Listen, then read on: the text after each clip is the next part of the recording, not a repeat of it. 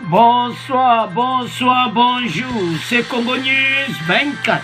Bande Konanga, comme toujours avant de commencer notre émission, nous disons merci à Dieu. Nous disons merci à nos chers abonnés et téléspectateurs qui nous suivent partout dans le monde entier et en RDC. Bande Konanga, soyez les bienvenus. À la une, libération des Kamel, scandale judiciaire, coup dur à l'état du tout. Bandeko, eza somon émission, bokoyoka balobi eza scandale. Bokoyoka ba réaction ndenge na ndenge. Tokoyoka bandeko na ngai, oyo ba avocat na ya lobi. Tous l'ensemble bandeko. Pour oyo pendo balobaka scandale. Et puis, on va parler encore. Yamata Tamponi. Yepe musulpeye. Azo senga immunité na ye. Eza ya koyinda na émission, toko développer ensemble. Deuxième point, chers téléspectateurs, et Yindi, entre Maïmaï et les Tutsi Rwandais à Bénin. Bandeko na minembwe monte peli. Tension, banda babunda ki bitumba o eleki à 2 jours. Alors bandeko nanga, toko développer ensemble. Alors bandeko nanga émission na bise bandi. Et comme tant autre sola ma solo ya. Tu ebete bandeko belé banda lobi to moni ba message. Alors bandeko, lelo tokoyoka. Libération des Kamel, scandale judiciaire. Coup dur à l'état des droits. Donc Maman Rose Moutomba, ça a problème sérieux. Donc ça sont parce qu'on en parle partout. Alors, awa, toko division en 2. Tokoyoka, scandale n'engeleki, naba réaction, et puis tokoyoka matatamponi. Alors, libération des Kamel. La cage parle d'un nouveau scandale judiciaire.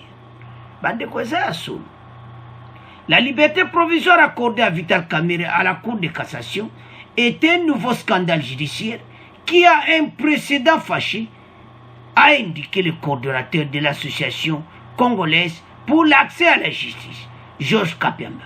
Pour lui, cette libération vient porter un coup dur à la lutte contre la corruption prônée par les chefs de l'État. Encore une fois, ajoute la politique vient de s'immiscer à la justice. Alobi awa makami bali. Alobi que état de droit est sur coup dur. Et puis, et ça coup dur bandi konangai. Et ça sort. Scandale judiciaire. Parce que ça la mabouité.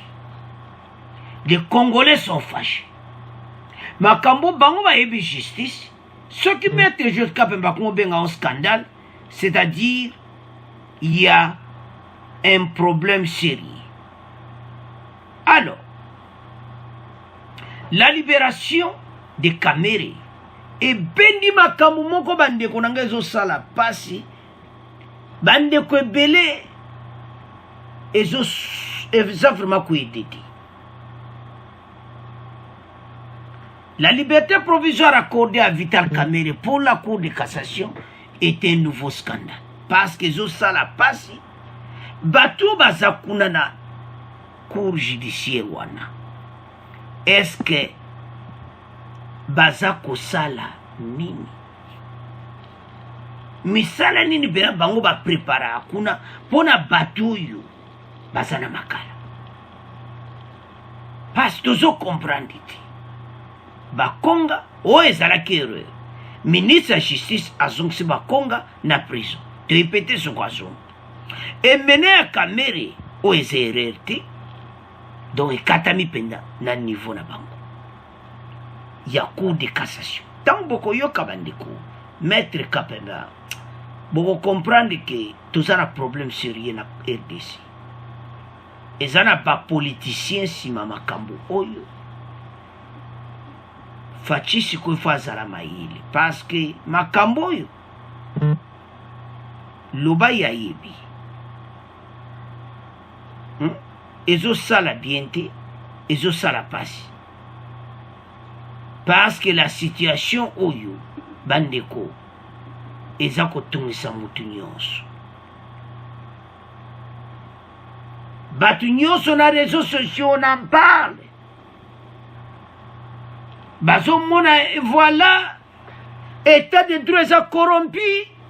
Mutu nyonso aza ko donc ozomona ke ekomosala bien ti. Ekoko bebisa état de droit. Yango maître Georges Kapiamba aye kotia lumière na ba Congolais. Keza problème moko sérieux de justice na biso ezosenga assainissement. Sikoyo na ndenge ba Congolais batomboki suite ya ministre ya justice ekozala ndenge nini juge oyo bazosigné biloko wana parce que ministre ya justice il faut accorder ye akoki jamais kosala kaka mbala moke voilà tondimi liberté provisoire na ye bato nyonso bamonaki oyo esalamaki bamonaki la famille Kamere nde bazosakana na badolar bato nyonso bamonaki makambo oyo yango maître Georges Kapiamba alobi na Congolais toza na problème sérieux na état de droit na biso dezo risque chite na ndenge mokiti parce que na ndenge bato bazali kozwa yango baozwa nso bongo te président de la république akoloba na ba Congolais lundi. Donc le lundi ezoya Fachi akosolola na ba Congolais. Tokoyoka ye j'en suis sûr akotoucher ba point oya justice. Parce que ça sérieux, somo Fachi aza kosolola na ba Congolais. Et ça sérieux. Les 13 eza ya koinda. Avant les 13 Petoyoka ba décision mosusu o ekwe na niveau ya ministère ya justice. Parce que tango bakumu kobenga ngo scandale eza dia kitoko te pona mboka. To vivre longtemps pendant les 20 ans na makambo oyo Congolais alingi lisute ba cop elekaka. Ba juge oyo Fachi apesi bango indépendance. Est-ce que bazo salamon encore? Parce que la réputation il y a état de droit de mouteza na problème. Et puis makamuto ya na mutu a président de la République. Bandeko il faut to yebalika moko. Na mboka na biso. Toza na bato pena balingi mboko te. Makamyo se koya. Yango to kebe makambo ekokoma distraction moko osakana ngote. Makama Kamere ko distraire batu babosani nzela o tozo kende tozo récupérer mboka état de siège makambo ile ka bien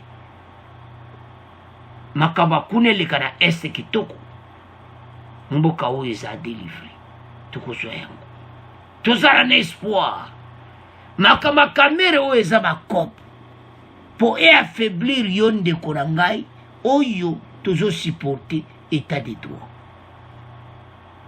Mais maître Georges Kapiamba yo tia lumière toyo kaye bon to continuer mission la biso. La liberté provisoire accordée à Vital Kamerhe par la Cour de cassation est un nouveau scandale judiciaire qui a un précédent fâcheux. Ces propos sont de Georges Kapiamba, coordonnateur de l'association congolaise pour l'accès à la justice, ACAJ.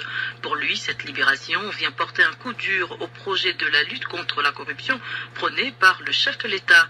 Encore une fois, ajoute-t-il, la politique vient s'immiscer à la justice. Georges Kapiamba est joint par Blaise Chindani. Comme annoncé, notre invité, c'est Georges Kapiamba, coordonnateur de l'association congolaise pour l'accès à la justice, ACAJ. Il revient sur la liberté provisoire accordée à Vital Kamerhe par la Cour de cassation. Pour lui, cette libération vient porter un coup dur au projet de lutte contre la corruption prôné par le chef de l'État. Georges Kapiamba s'entretient avec Blaise Chindani. Monsieur Georges Kapiamba, bonjour. Bonjour. La Cour de cassation vient d'accorder la liberté provisoire à M. Vital Kamerhe, président de l'UNC. Quelle est votre réaction par rapport à cette décision? Bon, notre réaction est de déception totale parce qu'il s'agit d'un énième scandale judiciaire qui vaut un précédent fâcheux à la République démocratique du Congo du fait que tout le monde est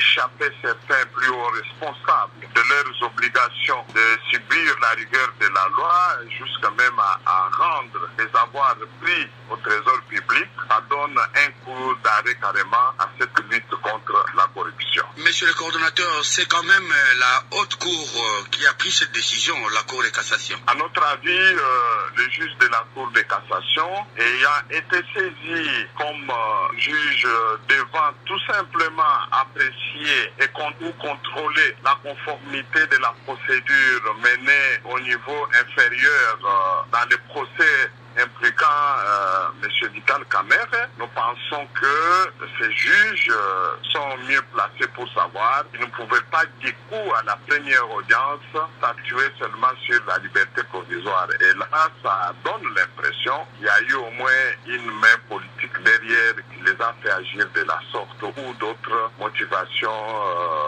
non connues de nous tous jusqu'à ce jour. Nous sommes dans un contexte où toutes les Congolaises et tous les Congolais ont considéré que la corruption, le détournement des deniers publics, le blanchiment des capitaux constituent des fléaux qui ont ruiné tout projet de développement de ce pays et qu'il ne faudrait plus qu'il y ait des citoyens considérés comme des intouchables. Que lorsque quelqu'un est identifié comme auteur ou complice de ces actes, il doit être puni de manière exemplaire jusqu'à ce que les avoirs volés au trésor public puissent être recouvrés. Georges Kapiamba, il y a certaines sources qui disent que la condamnation de M. Vital Kamerhe souffre de manque de preuves. Qu'en pensez-vous? Alors, nous pensons que nous ne pouvons pas aller dans cette direction parce qu'il a été condamné au premier degré par le tribunal de grande instance de Kinshasa-Gombe à 20 ans de prison. Et cette condamnation a été confirmée, bien que réduite en termes de peine, parce que le juge d'appel a ramené cette peine de 20 ans à 13 ans. Et donc, étant légaliste, républicain, nous devons savoir nous incliner devant cette condamnation. Donc, vous pensez vraiment que c'est une décision politique? Nous sommes plus que convaincus qu'il y a eu une main politique qui a facilité ou accéléré cette liberté provisoire et nous ne pouvons pas ne pas les confirmer parce que les choses telles qu'elles se sont déroulées démontrent clairement que les juges n'ont pas statué en fonction des prescrits de la loi, mais en fonction des injonctions politiques. Et nous dénonçons cette main politique qui commence aujourd'hui à fragiliser la lutte contre l'impunité en République démocratique du Congo en faisant libérer régulièrement et de manière intempestive les personnes qui sont condamnées pour des faits de corruption, de détournement de deniers publics ou de blanchiment de capitaux. Vous savez que là, il s'agit d'un cas qui s'ajoute à tant d'autres que je ne vais pas citer ici, mais qui reviendront dans les rapports de la CAGE qui sera publié à la fin de l'année en cours. Mais la liberté provisoire ne veut pas dire que M. Vital Kamerhe est complètement libre de tout mouvement. Nous sommes d'accord, mais il faut alors, si tel est le cas, il faut la généraliser à tous ceux qui sont arrêtés, qui sont dans les mêmes conditions. Savez-vous qu'aujourd'hui, dans beaucoup de nos prisons à travers la République, sur plus de 20 000 personnes en détention, 80% ce sont principalement des détenus préventifs, notamment des gens qui sont arrêtés pour des vols simples, ou bien pour des petits coups et blessures. Mais pourquoi on n'accorde pas cette liberté provisoire à ces gens-là, alors qu'ils sont Congolais? Et l'article 12 de la Constitution dit que tous les Congolais sont égaux en droit et en obligation et ont droit à une égale protection. On les fasse alors pour tout le monde, au lieu de commencer à les faire bénéficier seulement à certaines personnes à cause de leur position politique dans la société. Monsieur Georges Kapiamba, merci beaucoup. C'est moi qui vous remercie. Alors, bandeko nanga tolandi maître Georges Kapiamba. Azaki clair bandeko. En tout cas, tokene directement na point.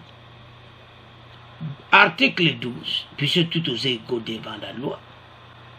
Baloba qu'il n'y aura plus des intouchables. Donc, situation oyo et comme ça.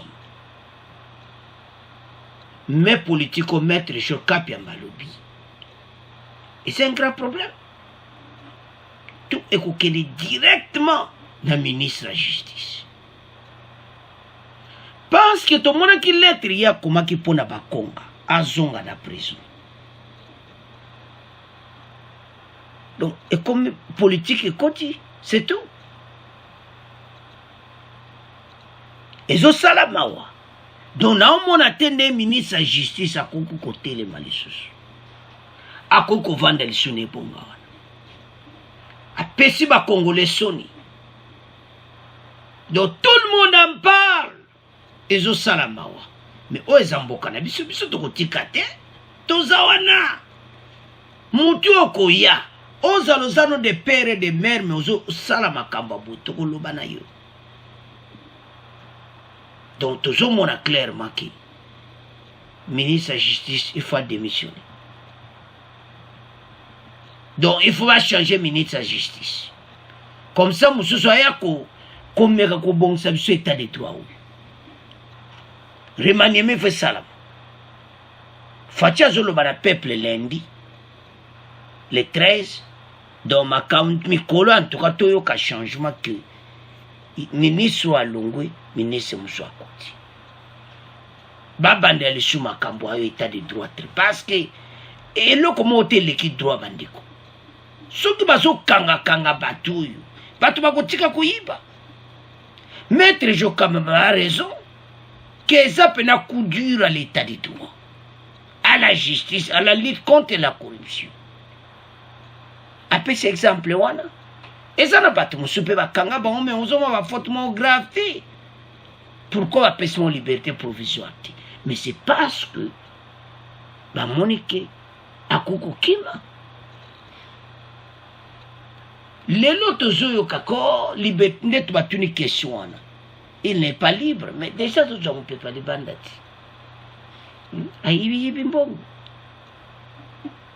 Même si vous avez saisi des bien-être autant qu'une émission passée, qui va saisir, va passer la somme qui pendant les 100 jours. C'est rien. Oh, 7 millions. Il y a une grande caution. Caution, mon néno va pécher. Bandeko, c'est d'acheter ça, mon boulot. Pour eso ça, la passe, paiement. Comment état de droit. To combattre bazoye ba valeur na muti. Alors, sikoyo toyoka avocat na ye ya Kamere bon to continuer mission na biso. Bonjour à tous. Vital Kamere fait confiance à la justice congolaise que si les règles de droit sont appliquées correctement et il est innocent sur toute la ligne, cette déclaration est de maître Jean-Marie Kabengela Ilunga, l'un des avocats de Vital Kamere, ce mardi à Radio Kapi. Ce dernier n'a pas précisé le montant de la caution. On écoute maître Jean-Marie Kabengela, joint par Alain Young. Il fait confiance, comme il l'a toujours fait à la justice congolaise, que si les règles de droit sont appliquées correctement, il est innocent sur toute la ligne, sur tous les chefs d'accusation comportés contre lui. Et nous pensons que sur le plan de droit, à tout le niveau de la procédure pénale, toute personne privée de sa liberté d'aller devenir peut solliciter sa liberté provisoire. Maintenant, au niveau de cassation, la loi prévoit la possibilité de solliciter d'obtenir la liberté provisoire, ce qui a été fait. Et vous confirmez qu'il est bel et bien rentré chez lui hier, lundi 6 décembre? Je dis bien la liberté provisoire, on n'indique pas l'individu là où il doit se trouver, c'est libre à lui de savoir là où il doit se trouver. Soit entre les mains de ce médecin, soit chez lui, soit à un autre lieu. Mais sinon, il est libre de mouvement, d'aller et de venir. Les conditions sont légales, moyennant paiement d'un cautionnement. De combien? Et je pense la hauteur a été fixée par le juge et il s'est acquitté de cette obligation de paiement de cautionnement. Par ailleurs, ayant été suspendu dans cette même affaire, maître Jean-Marie Ilunga Kabengela indique que le Conseil d'État a levé la dite suspension le vendredi 3 décembre 2021. Certains médias précisent cependant que Vital Kamere est bel et bien rentré chez lui hier, lundi 6 décembre, dans la soirée. Rappelons qu'une liberté provisoire a été accordée hier donc à Vital Kamere, président de l'UNC, selon des sources de la Cour de cassation. Selon ces mêmes sources, cette liberté est assorti d'une grande caution et de certaines conditions, mais il reste à la disposition de la Cour où son pourvoi en cassation va se poursuivre en dépit de cette liberté.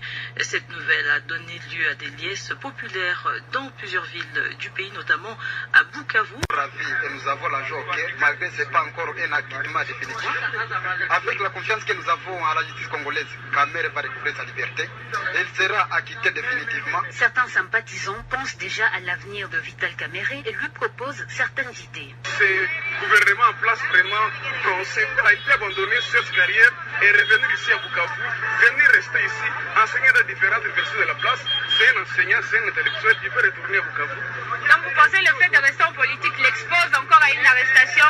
Vraiment, en tout cas, on a peur qu'il puisse encore être arrêté parce que c'est un leader ici chez nous. Cynthia Rachizi. Alors, bande konanga biso nyonso tolandi avocat na ye, tolandi ba réaction ya Sud Kivu ezo sala mawa bande konanga ye. To bana na avocat na ye. Avocat na ye bazana confiance en justice pona ka Kamere. Donc pona ye ba on bazomona kaki innocence ezali, un jour ozala libre. Et puis il a parlé, il y a grand caution. Bandeko makambu oyo Maître Kabemba a sakoli yango déjà. Assez à le ba vérité. Même avocat le binayo. Maître Kabemba a tié na clair na vérité. Qu'il y a une main derrière makambu oyo. Bambongo pa futi kopo wana ezaka bambongo ya mboka na biso. Cour de cassation pe bosangani bodui décision boye botil kola mesa ministre de justice a signé yé pas signé Kamere abi parce que muta ko siengo za ministre de justice mutu mususu te nzomona yaba juge wana o ali boso salama ki pona bakonga azor nzomona situation tozanango yango. Mais de Kapi Malobi Batou Bazep vous allez go devant la loi. Bissonyonso. Mais on est les qui ont ça la passe, moutinyo ça za dessus. Mais biso message am chez Zapona koyeb sa congolais nyonso. Place aux alliés. Téléma. Makambo eko bloqué makambo eko freiner biso. Makambo toza besoin mboka na chez téléma. Et là, comment vous écoutez? Tabandeko, les camois, les caméras, c'est une grande distraction. Tu es bavina bangote, tu es ma caméra basalakati, tu es bioni bazome me la bisote, mais tu es boya nemboka oyo. Oyo c'est comme na niveau tozo pusana. Tozo ngasima. Mais tu es baketa de droit zongesima. Toi mon nyosa wolo à comprendre que en tout cas ça bon. Maître Kapemba lobi keza kudu. Mais avance. Et là on donne le bas eza ki bande konangai. O eza mboka na biso. Makama be net oyo tebi keza pena kitokote. To maîtrisant en sens moto avancé, to lukaba nani bazo sala makambo oyo. Wande est important. Nani na kata justice azo sala makambo oyo. Nani azo bebisa état de droit. Et qu'on a bien que tu continues comme murmurer. Boyoki ba réaction. Nous sommes très ravis. Malgré ce n'est pas encore un acquittement définitif, mais avec la confiance que nous avons à la justice, Kamere va recouvrir sa liberté et il sera acquitté définitivement. C'est l'un des militants Yabukav. Certains sympathisants pensent déjà à l'avenir de Vital Kamerhe en lui proposant des Tolandiwana, des postes à Kinigosala na Bukavu. Le biloko bakatimo, a katsingambo. Oh balukele postes na Bukavu. Ce gouvernement en place vraiment, je ne sais pas. Il peut abandonner cette carrière et revenir à Bukavu. Venir rester à Bukavu enseigner dans les universités de la place, c'est un intellectuel, c'est un enseignant. babia tika kuna ya kutangisa biso à université Bukavu wana bandeko balobi biso toujours to loba ko balobi ake kuna na Bukavu ake ni kusali osomona o Dieu ça va plan o ça dévoilé déjà Bukavu pa yaya musaza bon makambo nyonso eza pasi bandeko tolandi wana batuni bata Bukavu wana dobino bozo banga so avani kuna kozonga na makala parce réaction batuti le lezo salama une décision kokwe etoye baeti yaya na mikolo ni bogo yo kaka tolinko loba te parce biso lingoloba vérité lokwa babenge na Bukavu toyoka so okene Bukavu bongo après Bukavu watu tika on a dit mais l'autre le bagaki tous un problème sérieux biso nyonso ça fait mal menga no présenter mission mais to biso za espoir mboka na biso ngai mission na ngai eza eti congolais changement de mentalité to avancer na mboka to longola ba négativité mais s'il y a un problème net makamba kamerebo réponse quand azo pesa bandeko nyonso balanda mission toluka nani azo sala makambo na kati ya justice donc c'est ça mutuana za les cartes état de droit continue bandeko peut réfléchir sur état de droit toko bomango boiti bandoki ya Congo batelemi ndeto za bandoki ya Congo bazolobela biso a moyen te na émission bazofinga so bolalaki émission alobi baza kofinga biso des injures publiques mais tokotika te tokosoutenir gouvernement oyo ekei liboso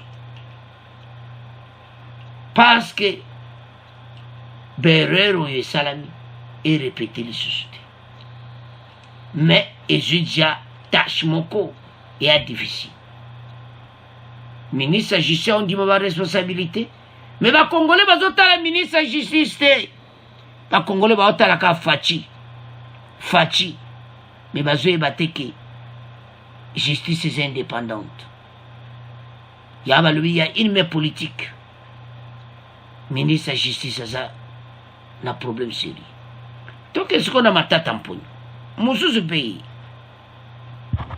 Matata Mponyo azosenga baimmunité ne bazongisa yango Matata Mponyo réclame de récupérer ses immunités parlementaires et ses mouvements parce que y a azali na résidence surveillée akoko bima RDC.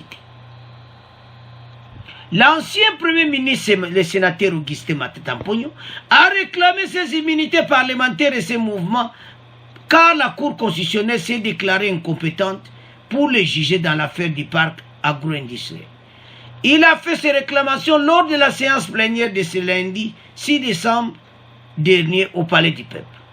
Il a, lors de son intervention dans le cadre d'une motion incidentielle, exhorté le Sénat à faire usage de son pouvoir afin de récupérer ses immunités et sa liberté de mouvement en vue de se rendre à l'étranger pour se faire soigner. C'est un mot qui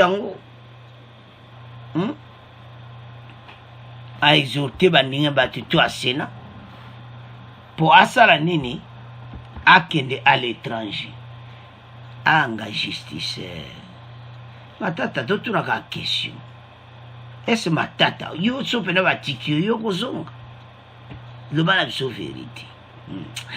Matata ozonga te eza makambo tokende gauche droite yaya akobendana tala na moto aye abi azo moto aza na poison bandeko parce ya aza na poison bango tu ba kamere pe alubaza malade donc bango tu makambo babambaka wa donc tozoyeba te nde tokena makambo oyo nde tokena ngo donc eza problème sérieux bandeko toyeba ke toza problème moko sérieux ozomona yango Matata azosenga nde bomoni wana so tangi ozomona clairement ke asengi akende à l'étranger donc matata mponyo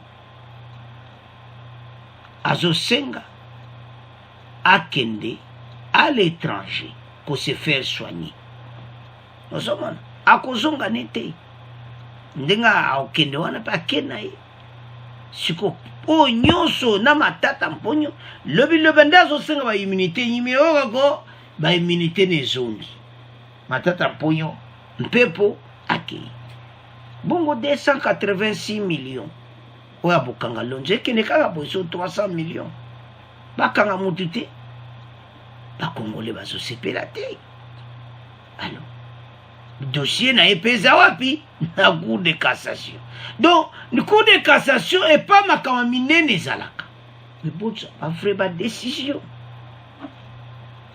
pour le moment congolais azomona kaka so batenga cour de cassation donc confiance eza esuti tant bato balongola confiance eza très dangereux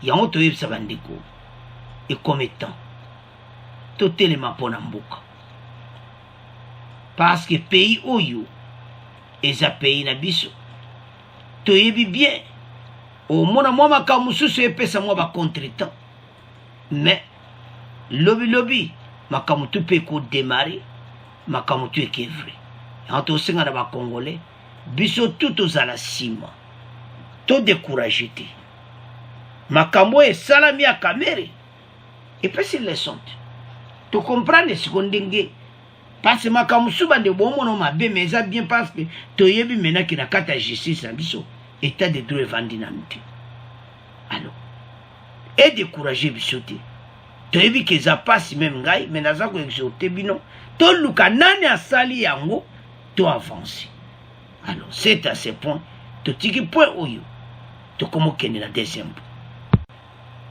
Alors bandeko na ngai eyindi entre maimai et le tutsi rwandais à minimum do bakomba bandeko banda depuis l'hier jusqu'à aujourd'hui. Grande tension le loi kosakana te sur le haut plateau du Sud Kivu bitumba ezalaki ya kosakana nango te. Des combats opposés depuis hier FARDC et Twangwaneo, territoire de Mwenga, à moins de 10 km de Minembwe, selon des sources militaires et sociétés civiles. Wana FARDC ezeko bundana ba armée oyo. Après boyo katokotie la minex, sikoyo armée oyo ba landi ba maimai ba ki récupérer ba plan passe ba maimai ba nyingisa mon biloko ba kimaki na bangombe na ba bazui tous les bangombe alors côté ba Nyamulengi ezo sala ba tutsi rwandais donc soit disant ba Nyamulengi ba tutsi rwandais ba ke kozwa ba ke ne ko récupérer na armée ou atogwaneo ou ya makanika obuzomona si content baké et s'éclater ba maimai ba nyingisi ba bilo parce que banaki bango na FARDC bango ba attaquer toujours FARDC mais après ba tiki siko baké ko récupérer ba plan oyo parce ba maimai so ba attaquer bango ba botola na biloko na bangombe tout ba esa bango ezamboka na binote ezamboka na biso. Alors ba botoli tous les bangombe balekana bande ko tension oyo makambo ekosila ti parce que baza soko talibien baza culture mon côté bango baza na culture rwandaise batutsi rwandais biso za na culture congolaise makambo bele ko simbati ba mamai ba yebisa bango ete bolongola kombo wana ya Banyamulenge botikala ka batutsi rwanda me bango balobi te bango mpona bango basana ngomba mulenge bakoma Banyamulenge ezo simbati makambo to balinga basala yango bandeko ba mai mai oyo ata l'air mo bazo condamner bango bazo sala musala ba batele kama mabele baloba kango na ba débat tolanda to na be Michel lega bomona boko yoka awa bakoloba ke ba mai mai na bango zaki guerre ko sakana ngoti bitumba FARDC alandi armée oyo. Alors il y avait eu à peu près 4 morts. Tozomona biloko aboyi toyambaki bino lokola ba réfugié et puis ye azalaki na kati armée comme colonel mais a déserté siko babiloko oyo tout bakongole tozala distrait eza mboka na biso makama kamera ekotsa batu distrait ngelo nazoboya batu bakoma concerné na makambo wana le totala makama mboka poto récupérer mboko na maboka banguna somona batu musuba ya bavanda na bazana boule yango moni ba jeune oyo congolais bango pe bavandi bavite eza problème abili siko problème eza wana soki bango bazali na komikitsa soki batuti rwandais baza na boule mususu te bazaka na boule ke baza baye na bango na mboka bavanda kimia problème eza la terre. Il y a des Congolais partout à l'étranger. Pourquoi pas to yamba batuti rwandais mais tala siko makamba sala makamba osala ezo simbate baza ko regretter ndenge ba mai mai bakoma na force ti lelo bakamaka ba mai mai bakoma na ba arme bo bazwa wapi ba mai mai bazo défendre mabele na bango baloba ke ata boleki kuna bokuta na nzela bokuta biso ozamona yango mon basa na problème sérieux makambo oyo po bango bavanda kimia bango fo bayeba ke basa bapaya kimia kokota nango bien alors tolanda extrait oyo bon to continuer mission na biso. Sud Kivu, une vive tension est observée depuis hier lundi à Minembwe, dans le haut plateau du territoire de Fizi. C'est après des affrontements intenses qui opposent depuis 2 jours les combattants Tuiraneo aux miliciens Mai Mai à Irumba, village situé à 20 km au sud-ouest de Minembwe Centre. Des sources sécuritaires dans la région font état de 4 morts parmi les miliciens et 3 blessés. Le point de Fistangoma. Les combattants Tuiraneo ont tenté d'aller récupérer les vaches pillées dans la zone de Irumba lorsqu'ils se sont affrontés à une coalition de miliciens Mai Mai. Ces derniers ont eu les renforts d'autres miliciens venus de Mibunda dans le haut plateau. Jusqu'à lundi soir, les combats se sont intensifiés dans cette zone entre Moussika et Irumba dans le groupement Basimunyaka Sud, secteur de Lulenge. Le chef de ce secteur, Samuel Kabindula, a confirmé ces combats sans autre précision. Cette situation a occasionné une vive tension à Minembwe Centre ce lundi où l'on pouvait observer un rassemblement de jeunes. Une autre attaque d'hommes armés non encore bien identifiés a été perpétrée dans un bivouac à Tobondo, surplombant les moyens plateaux de Lueba, secteur de Tanganyika. D'après les chefs de ce secteur, John Mulondani, 6 personnes se sont rendues hier à Tobondo pour chercher de la nourriture. Ces personnes ont passé nuit dans cet espace réservé aux activités champêtres lorsqu'elles ont été attaquées vers 3 heures du matin. Une personne parmi les 6 a été tuée par balle. Les autres dispersés dans la brousse ont été retrouvés vivants ce matin à Lueba. Les commandants des FARDC dans la région, ainsi que les 2 chefs des secteurs de Lulenge et Tanganyika, déplorent la série de règlements des comptes entre les groupes armés locaux à tendance communautaire. D'ouvrir à Fistongo Momayabal. Alors, bande korangato landi biso nyonso wana. Bitumba entre Toganeu oya makanika na ba Mai Mai. FARDC ake alandi bango. Alandi ba groupe Toganeu donc. Batouana baki. Et qu'est-ce qui s'était passé neto landiwana? Bango baki ko attaquer ba Mai Mai ba récupérer bangombe. Après bitumbo basaki nango. Parce bitumbana ba Mai Mai ba lekana ba plan ya ba ndeko na bango bozo mona. Alors taba lekina biloko na bango parce que bango basi ba yebisa bango que mabele eza mabele na biso. bino fo bondima ke boza bapaya. Pourquoi toloba loba bongo na sens ke bayebisa bango ke balongola kombo ya Banyamulingi bazala batutsi Rwanda. Bande ko tension oyo na au plateau ozomona bakomba l'air nyonso ekosila lelo te. Yango bozomona colonel wana azaki na FARDC azaki na ye mopaya awumeli akoti zamba makambo nka tozoloba eske FARDC azozanga ba arme mpona kodesarme colonel oyo. Tala ba jeune nde bazobunda na bango bazoya na bit mosusu mais so baye na nzela na bango bakokuta mai po mama so balobaka tant bokoya na nzela bokokuta biso. Alors bango le guerre salamaka bazwakana banyama ba ngombe ya ba Rwandais ali balekani nango bango siko ba toko récupérer tous les ngombe ba ibaki o ba récupérer ki na ba mai ali nde bozuka.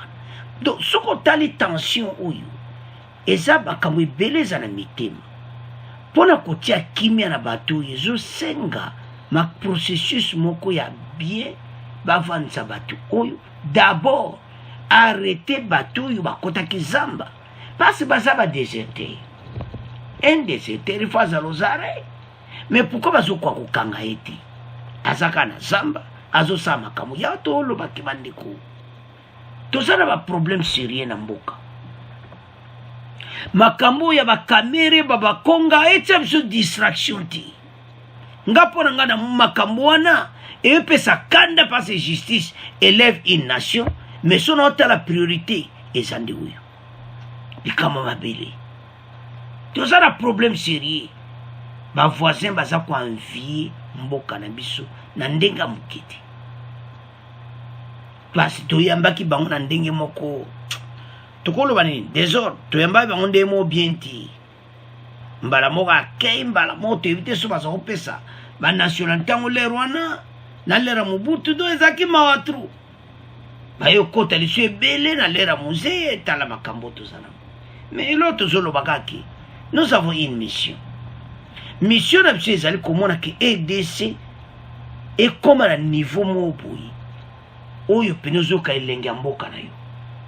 Yango susi bakongole banango bakongole bana problème musu ba besoin mboka na biso bagera eswana esila bato nyonso baza na zamba oyo iso zare twagwaneyo bokanga bango parce que boyebi place mo bazai tango FARDC boza ko attaquer boyebi place na bango yango tina bazolo bake esi FARDC azozanga makoki.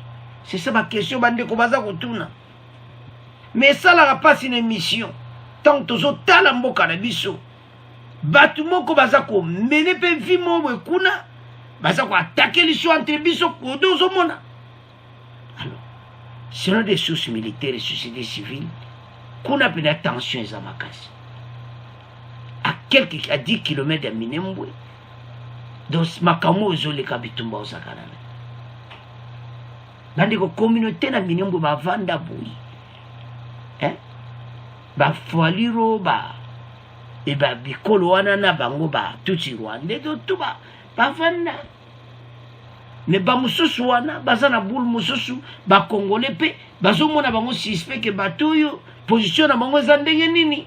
Alors yango na niveau ikomi ezo senga vraiment ke so bali baba vanga kimezande ba oyo ba tutsi Rwanda baye ba ete ba yaki ki réfugié parce on dirait la mutuna moza la soute ke baza ba paya na mutuna moye koma ki to vanda wa de komi mboka na biso ozana mais ozana pays étranger bandi mayango mais soko tali biloko le passé bandi totolo bali kamo série wa au monde ba jeune oyo bazana ba souvenir ma vie soki lelo ba ba telemi boyi ba mona pendant les 20 ans ba souffra na leku de fatia côté au pouvoir de te yo ko ba mai pena ba telemi bango ba takanga mboka te bango ba protéger kutu ba congolais ba mère na bilanga pona ba mère mo ba ke bilanga sérieux bazonginda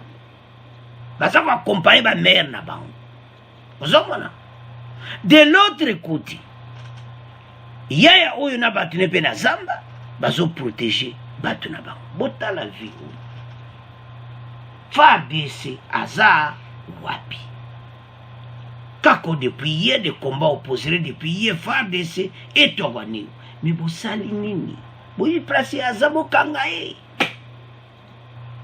bande ko za pasi pe mawa mais tous un espoir était to récupérer mboka to décourager te makambo zebele mboka o makamba bienza tous na nyonso ya to za envier ya to za menacer mais entre biso to za la diviser te ya to beta kaseti to za la bomoko mais ba musu toujours ba zo ba distance mais au senga pour toi avancer mboka oyo to za l'ensemble la main dans la main. Alors bande konanga c'est à ce point to comment clôturer mission to abonner massivement bon partager au revoir à la prochaine.